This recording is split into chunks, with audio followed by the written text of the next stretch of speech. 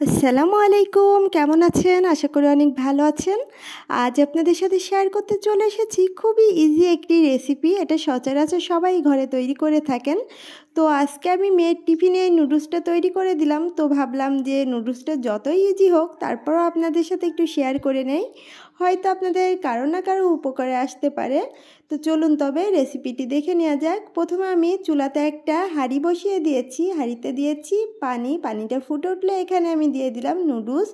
এই নুডলসটাকে কিন্তু আমি পুরোপুরি সেদ্ধ করব না, 80% মতো সেদ্ধ করব, আর বাকি সেদ্ধটুকু কিন্তু পরে যখন রান্না করব তখন হয়ে যাবে। তো এটা 2-3টা বলক আসলেই এই সেদ্ধটা হয়ে যাবে। তো এখন আমি একটা স্টিনারে পানিটা ঝরিয়ে নিব, আর এখানে দিয়ে দিব একটু ঠান্ডা পানি। এই ঠান্ডা পানিটা দিলে হবে কি, নুডলসটা কিন্তু রান্না করার পর যখন ঠান্ডা হয়ে যাবে তখন কিন্তু দলা পাকিয়ে যাবে না, ঝরঝরাই থাকবে। এই আর কি। এখন আমি পাশের চুলাতে দিয়ে দিব একটা প্যান। এখানে পরিমাণ মতো তেল দিয়ে দিলাম। বাচ্চাদের যেহেতু তেলটা খাওয়া বেশি একটা ঠিক না, তাই অল্প করেই তেলটা দিয়েছি। এখানে দিয়ে দিলাম একটা বড় সাইজের পেঁয়াজ আর 2টা কাঁচামরিচ। এটাকে এখন নেড়েচেড়ে একটু হালকা লালচে করে ভেজে নিব।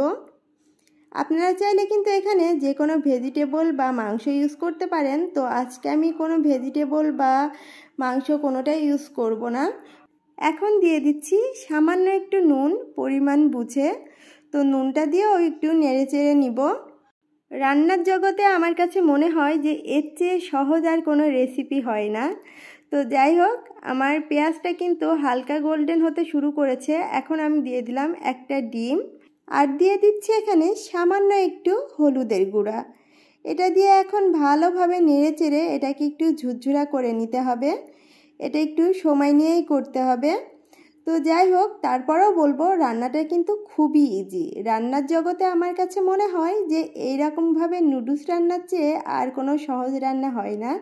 তো ঝটপট যখনই বাচ্চাদের ক্ষুধা লাগে বা নিজের দেখা যাচ্ছে অনেক সময় খেতে ইচ্ছে হয়, তো এভাবে রান্না করে নেই।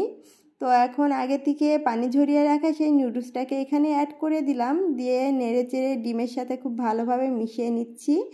এটাকে প্রায় 30 সেকেন্ডের মতো আমি নেড়েচেড়ে নিয়েছিলাম।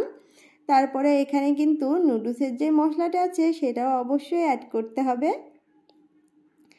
তো দেখতে পাচ্ছেন আমি একটু নেড়েচেড়ে নিয়েছি ভালোভাবে। তো এখন নুডলসের মশলাটা দিয়ে চুলার উপরে আরও 1 মিনিটের মতো আমি নাড়াচাড়া করব। দুপুরবেলা যেহেতু সবার একটু ক্ষুধাটা বেশি লাগে, সেই ভারী ক্ষুধাটাকে কিন্তু মেটাতে এই নুডলসটাই যথেষ্ট। এটা খেতেও যেমন টেস্টি তেমন হেলদি। আসলে আমার মেয়েরা ডিম কিন্তু সেদ্ধ ডিম এমনি খেতে চায় না, তো নুডলসের ভিতর দিলে অনায়াসেই খেয়ে নেয়। তো এখানে ডিমটাও খাওয়ানো হলো, আবারও ক্ষুধাটাও মিটবে। তো এখন একটা টিফিন বক্সে আমি এটাকে উঠিয়ে নিচ্ছি। এই যে দেখুন, ঝটপট রান্না হয়ে গেল। আপনারা চাইলে বাসায় এভাবেও ট্রাই করতে পারেন, বা কে কীভাবে রান্না করেন সেটাও আমাকে জানাতে পারেন। আজকে তবে এ পর্যন্তই। সবাই ভালো থাকবেন, আমার জন্য দোয়া করবেন। আসসালামু আলাইকুম।